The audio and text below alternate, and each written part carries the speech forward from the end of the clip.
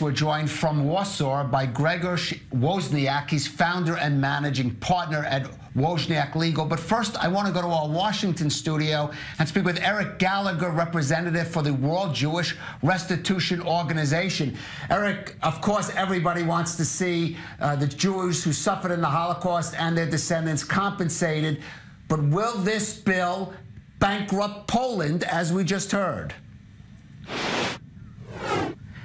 No. So I think there's two pieces to unpack here. The first is that this bill creates a reporting requirement holding countries accountable to pledges that they themselves have made. So in 2009, in signing the Terezin Declaration, Poland pledged to take certain steps in restituting property to Jews and their descendants who had property that was stolen by the Nazis and then later nationalized by the communists. This bill is just holding those countries accountable to meet their own pledges.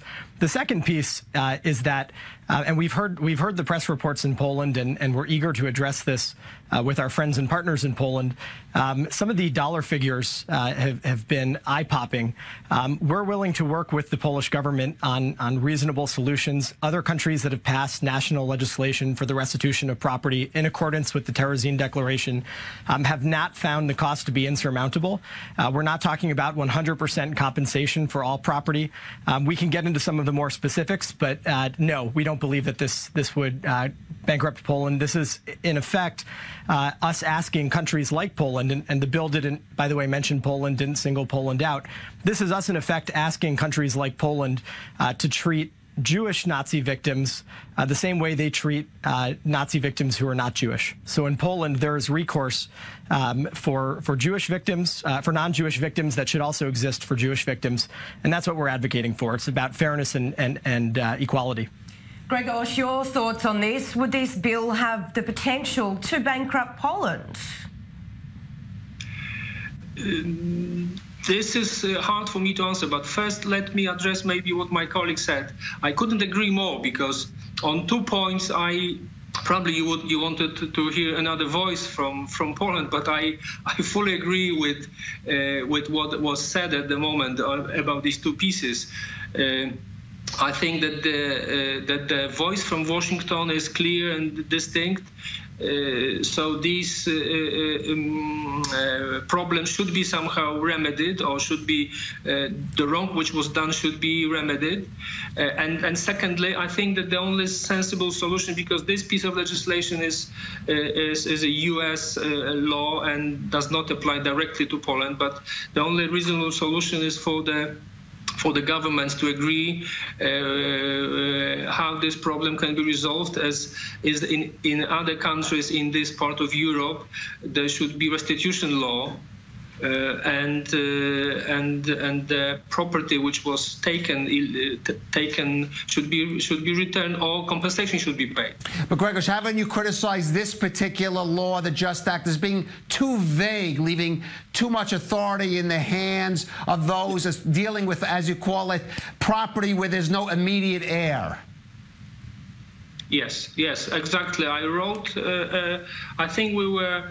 Because we have been involved in restitution for a very long time, for Israeli families, for Polish families, for American families for a long time, and this process is so far the attitude of Polish authorities was very positive towards the pre-war owners. So basically, it was relatively easy, despite the scandals and the whole conspiracy which developed later on. The attitude was very positive. So, like in Warsaw, because my biggest number of cases is in Warsaw. So cases in Warsaw was handled in such a way that the city used to return the properties to the owner, or to the heirs of the owners. Grzegorz, Warsaw, Grzegorz Wozniak. And Grzegorz, I want you to finish your points that you were making earlier on this bill. Vague language that you think is, or could be, lead to some, let's say, abuses or exaggerations in terms of restitution.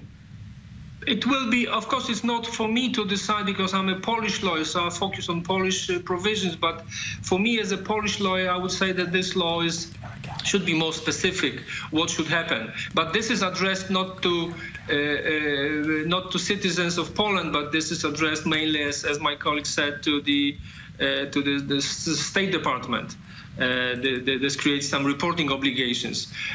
But just let me finish my point that I've been for a long time. I am helping families who lost properties, and it has not been as successful as it should be. These processes takes a very long time. It is extremely slow.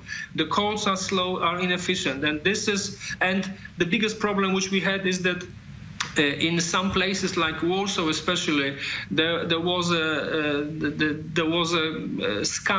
we use the term scandal. So there was a group of people who decided to somehow take these properties from the rightful owners. So there was a lot of fraud, a lot of forgery, and it was relatively easy for these people to get property which never belonged to their families. Yes, let's go back now to DC, and we're joined by Eric Gallagher, who's a representative for the World Jewish Restitution Organisation. So, Eric, how do you respond to criticism with some people saying that the language in the bill is too vague? So I first want to just, again, reiterate that the JUST Act covers the 46 countries that signed the Terezin Declaration, which was a non-binding declaration, a pledge to adopt certain international standards to facilitate restitution of or compensation for properties that were stolen during the Holocaust. And it addresses issues. It provides workarounds for issues such as what you do with heirless property.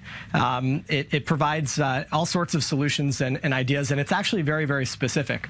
And so what the JUST Act does is it simply tasks the State Department, and the reason we believe this is the appropriate course to go through the State Department is, of course, because the United States assembled these 45 other countries, along with Israel, to bring countries together in support of the Terezin Declaration. So now, almost 10 years after the Terezin Declaration, very few countries have actually implemented its suggestions. But and so we think it's time that the State Department now... Oh, go ahead. Sorry. I want to, but Mr. Wozniak had a very specific complaint that in cases where there's heirless property, say community property, that shouldn't be decided by a body outside the country where that property is. That let Poland decide what to do with that heirless property, not some other individuals or bodies, say in the United States. Correct, and we absolutely agree with that. So back in October, and just to address some of my colleagues' points made over in Warsaw about how difficult the restitution process is, it's not just difficult for Jewish Nazi victims, it's also difficult for non-Jewish Nazi victims. And there's been corruption, and there's been endless court cases, and there's been treaties that have had unrealistic claims processes. Back in October, we were thrilled that the Polish Ministry of Justice introduced a proposal. Now, the proposal was problematic in that we thought it would make it hard for Jewish claimants to benefit from it. And so we've been working very closely with our partners in Poland to try to make that bill as fast as possible and encourage our partners in Poland to pass it. But you're right. At the end of the day, the Poles, it's up to Poland to pass a law like this. And in fact, the Terezin Declaration, which Poland signed, the Terezin Declaration calls on Poland to do it.